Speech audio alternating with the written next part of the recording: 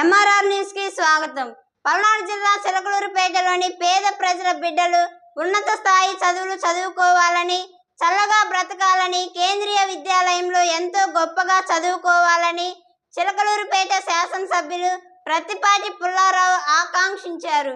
కేంద్రీయ విద్యాలయం తీసుకురావడానికి ఎంతగానో కృషి చేశాం. తెలుగుదేశం పార్టీ హయాంలో తీసుకురావడం జరిగిందన్నారు.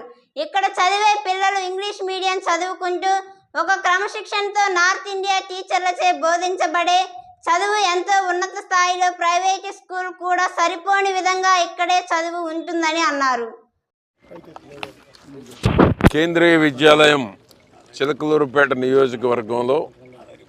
నియోజకవర్గంలో చదువుకునేటువంటి పేద విద్యార్థులు అంటే రైతు కూలీల యొక్క పిల్లలు, పేద వర్గాల ఎస్సీ, ఎస్టీ, బీసీ, మైనారిటీ కుటుంబాల నుంచి వచ్చేటువంటి పేద విద్యార్థులకి కేంద్రీయ విద్యాలయం ద్వారా నాణ్యమైన విద్య.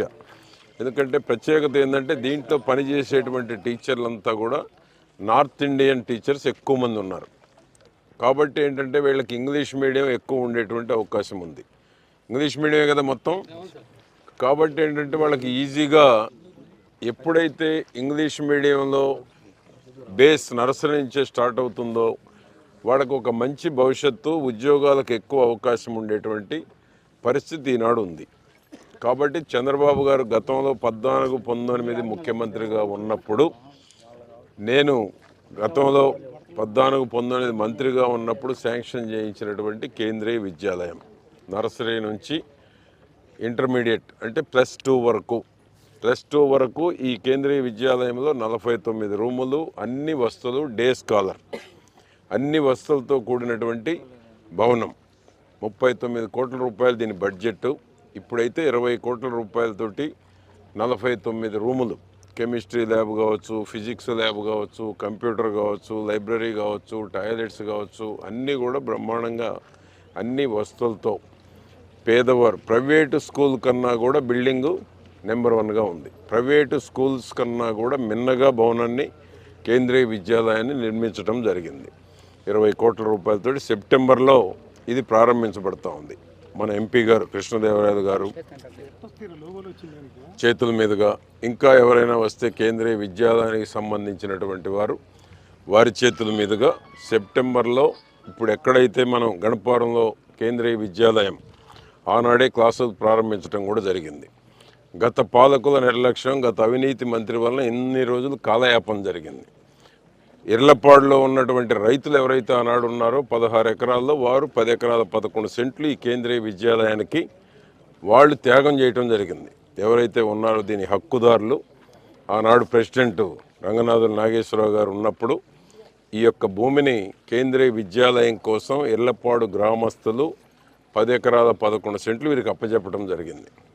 కాబట్టి ఈరోజు ఈ నియోజకవర్గంలో ఉండేటువంటి పిల్లలు, పక్కన ఉండేటువంటి బస్కాపురం, అవిసాయపాలెం దగ్గరలో ఉండేటువంటి వాళ్ళు కూడా ప్రైవేటు స్కూళ్ళ కన్నా క్వాలిటీ ఎడ్యుకేషన్ ఇస్తారు.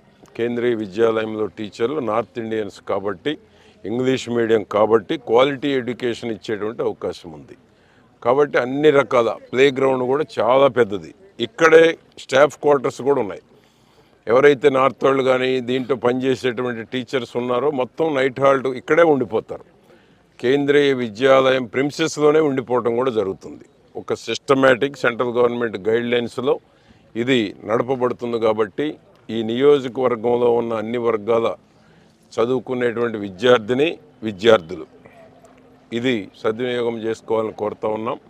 ఏదైనా గత పాలకుల నిర్లక్ష్యం 5 ఏళ్ళు ఇటువంటి భవనానికి నోచుకోవాలి. ఇప్పుడైనా 5 ఏళ్ల తర్వాత అయినా నేను తీసుకొచ్చినటువంటి శాంక్షన్ ఈరోజు ఈ నియోజకవర్గంలో ఉన్నటువంటి విద్యార్థులకు అందుబాటులోకి రాబోతుంది. కాబట్టి దీని సద్వినియోగం, ఈ వస్తువులు అందరూ కూడా దీన్ని సంతోషంగా, ఎప్పుడైతే ఎన్విరాన్మెంట్ బాగుంటుందో, ఎన్విరాన్మెంట్ బాగున్నప్పుడే పిల్లలకు ఇంకా ఎడ్యుకేషన్ మీద ఇంట్రెస్ట్ పెరిగేటువంటి అవకాశం ఉంది. ఇటువంటి మంచి ఎన్విరాన్మెంట్లో పిల్లలు చదువుకునేటువంటి అవకాశాన్ని చంద్రబాబు గారు మళ్ళా తిరిగి ముఖ్యమంత్రిగా ఉన్నప్పుడు, అక్కడ మోడీ గారు ఉన్నప్పుడు, మన ఎంపీ గారు కృష్ణదేవరాయలు గారు ఉన్నప్పుడు ఈ భవనాన్ని సెప్టెంబర్లో ప్రారంభించబోతున్నాం కేంద్రీయ విద్యాలయాన్ని.